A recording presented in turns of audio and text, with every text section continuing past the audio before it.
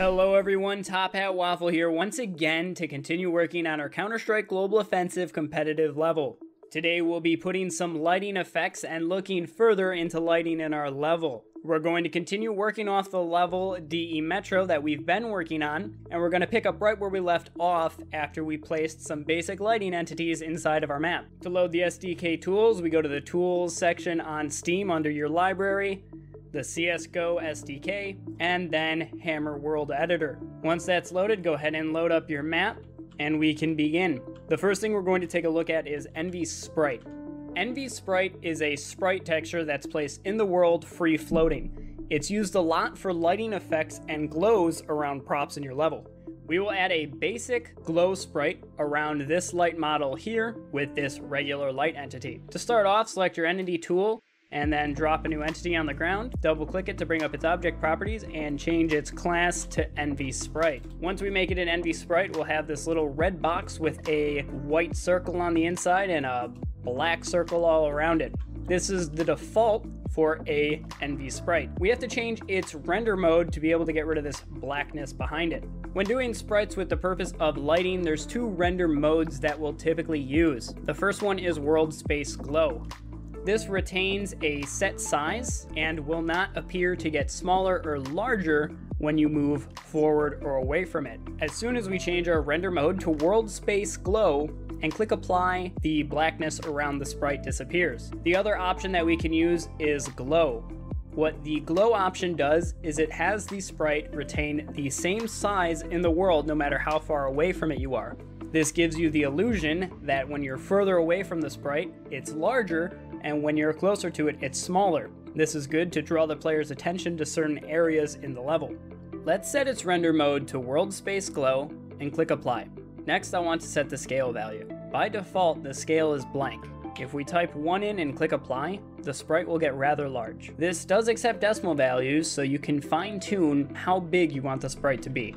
0.75 should be about the right size for this light model. We can also set the color value of the sprite.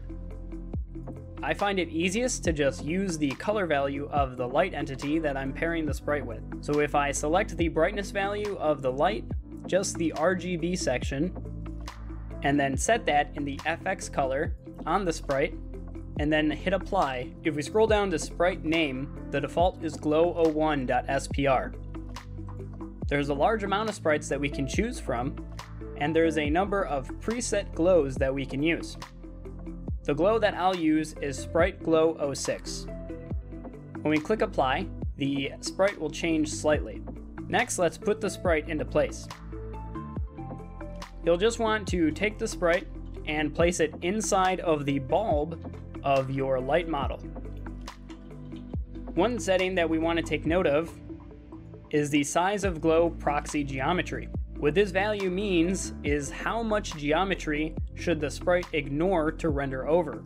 We need to tell it that it's okay to render itself through this many units of geometry. By default, it's set to 2. I'll change this value to 4 just to be safe. If your Envy sprites aren't showing up, this is probably the reason. Next, I'll copy this entire sprite system and just shift drag it over. And I want to take a look at the FX amount. The FX amount value is essentially how much alpha the sprite has. It has a default of 255, which is full.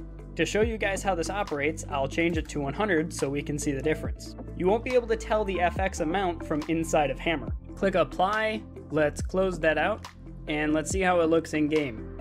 Remember that every time you compile for lighting in CSGO, you need to use the full compile HDR only preset. Here we are in game looking at our Envy sprites. We'll notice that the one light with the higher render effects has a much stronger glow around it from the sprite. Part of this is due to how HDR is currently configured. We'll configure HDR in the next lighting video since that's more of an advanced thing. If we no-clip up to these lights, we can see the sprite around them. And if we just want to make sure that they're working, we can type R, draw, sprites 0 to turn the sprites off. We can see that the glow around both the lights disappears as we toggle this on and off. NV sprites are a great way to make regular lights look a lot better. Playing with their render amount is also a very great way to add subtle detail into your level, though over here 100 was probably a bit too low. The next entity that I want to look at is called the point spotlight. The point spotlight doesn't generate any light, it just does a beam effect and a strong glow when you look directly at it.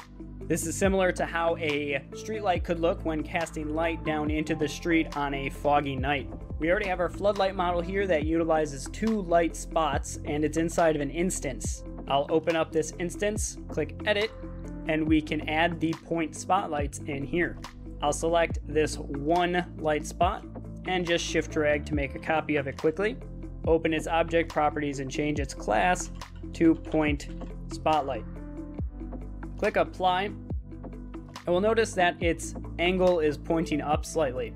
This is a small, tedious little issue that when we copy the light, it flips from pointing down slightly to now pointing up. If we get rid of the negative sign in front of the 4 on the pitch yaw roll, it will be facing down in the same direction as the light spot. Next thing I want to do is put it in place in front of the light model. You'll notice I have Snap to Grid off and the object still sort of moves on a grid.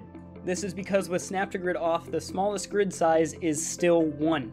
If the grid size of 1 is not small enough for you, you can hold the Alt key on your keyboard to fully unlock the object from the grid. This should not be used with brushes and only with entities, as moving brushes on the decimal size of the grid can cause issues down the line when you save your file. It's okay with entities, because if an entity moves a small fraction of a decimal, it's not going to hurt the visibility engine. So I'll hold Alt and put this in place right in front of the grill of this light model. And much like the NV sprite, I want to copy the brightness color value from my light spot, paste it in the color RGB, and hit apply. You'll notice we also have the same FX amount. This does the exact same thing here that it does to the NV sprite. I'll change this to 200 as I think 255 is a little bright for this entity default. And down towards the bottom we have spotlight length and spotlight width. This is obviously the length and width of the spotlight. There's no way to visualize this inside of Hammer. I find it easier to set a value that you think may work, then slowly tweak it over a few compiles. For right now, I'll set the spotlight length to 650 and the width to 35. I'll shift drag this 1 point spotlight over and rotate it into place and put it in front of the other lamp. I can save the instance file and then close it out, and inside of my master file we have those updated.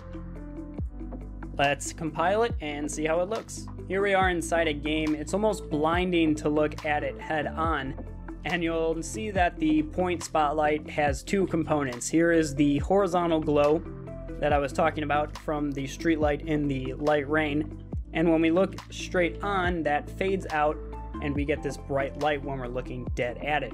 We can't even see the light model behind it. If we no-clip behind this one, we can see behind it just fine. So this acts almost how a spotlight would in real life.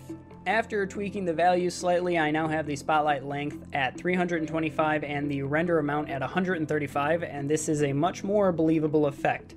You just have to play with the values to get something that you really like. The next entity that I want to look at is called the function dust motes. This entity puts little dust particles that float up and down that you'll see up close on lights in the real world. This is a very neat effect and looks great when paired with spotlights. This is also the same thing that you'll see near the windows and tunnels on Dust 2. We need to grab our trigger texture. I'll just lift it off of my spawn point here and then hide that. We'll place it in front of this light. Just create a new brush. I want this brush to be kind of a cone shape so it looks like the particles are actually coming from the light model. Once I have it roughly in place, I'll grab the vertex tool and select the vertex points at the back. I'll press Alt E and this will open the scale dialog. I can just click down a few times and it'll telescope those selected. vertex points in so it forms a cone. With this made, I'll double click on it, press Ctrl T, and then change its class to a function dust mode. I'll click apply. I need to grab the RGB color value from inside of my instance. So I just need the RGB value from the light spot. You may be asking, why don't I just put this inside of the instance? The answer is some entities don't perform what's called a collapse when VBSP compiles the level, and this is one of those entities, so it cannot be inside of an instance and work correctly. I'll paste the RGB color onto the particle color here, and I'll change the particles per second from 40 down to 25. I'm going to have a few of these, and I don't want to have a ton of particles in the level. With particle size, smaller seems to be sweeter, so I'll do 7 for minimum and 12 for maximum. And then I'll just shift drag copy this onto the other lights in this area.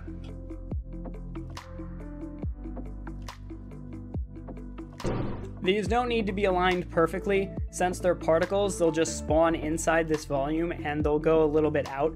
No one's going to notice if it's a little bit of a unit off. Let's go ahead and compile that so we can see what it looks like. So here we are in game. If we take a look at it, we can see that the particles are kind of going a little wild. Let's go back to Hammer really quick, select all of these, and there is the maximum particle speed that I'd like to change. To kind of fix these from going haywire like that, I'll set the maximum particle speed to 5, and there were also too many of them, so we'll set that down to 12. Now here we are in game. When we look at it, that is much better. The particles start to fade out when they leave the range of the spotlight, and that just adds a better overall effect to this entity. Again, just like you saw, you'll need to tweak these values to get them to be perfectly what you want. You'll almost never get the perfect effect on the first try. The last thing that I want to take a look at is the Lightmap Grid. This is how lighting is computed and stored for every brush face in your level. I've placed a forklift here and a few brushes just so we can cast some shadows on this back wall so we can really understand what this does. To view the Lightmap Grid, we change our camera mode from 3D textured to 3D Lightmap Grid. Each one of these squares or luxels has lighting information pre-computed by VRAD, the compile process for lighting, which is then stored inside the BSP file and recalled when we need to see that face in game. Let's take a look at the default lighting size of 16. We see that it's relatively kind of the shape of the objects behind it, but not quite. There just isn't enough resolution on those faces to actually show the information of the shadows. Back in Hammer, we can change the Lightmap Grid size by opening the face edit sheet. If I select these two faces, we can see they have a Lightmap Grid of 16. This is the default. It's smart but not required to increase the Lightmap Grid size to a higher number, something like 128 or 64, to get these giant lightmap luxels. This will decrease your compile time, and it is an optimization process to help your level run better if you set this on faces that aren't really seen or don't need the lighting information. Though it won't break the bank to leave everything at default of 16. In some cases, you'll want sharper shadows. You can lower the Lightmap Grid to other values. 8 is twice the density of 16. We can see that there are twice as many squares or lightmap luxels in this back wall as there are on this side wall here. If we take a look at 8 in game, we see that the shadows are better than they were with the default scale of 16. Though we really can't see too much detail in the shadow, it's a little bit better. And here is Lightmap Scale 2. We can see pretty much everything on this. We can actually see the individual handles on the forklift. While this is a very sharp and detailed shadow, you should be warned that lowering the Lightmap scale like this to a value of 2 increases your compile time and is also more demanding on the game to run. Under no circumstance should you ever select your entire level and lower the Lightmap scale. That's ludicrous. Never do it. You want to pick the surfaces that will benefit from having a lower Lightmap scale and then set them accordingly. I hope you enjoyed learning how to create some sprites, some point spotlights for beams, some dust motes, and how the Lightmap scale actually works inside of Source Engine. Thanks for watching, we really appreciate it. Don't forget to join us again tomorrow for the next one.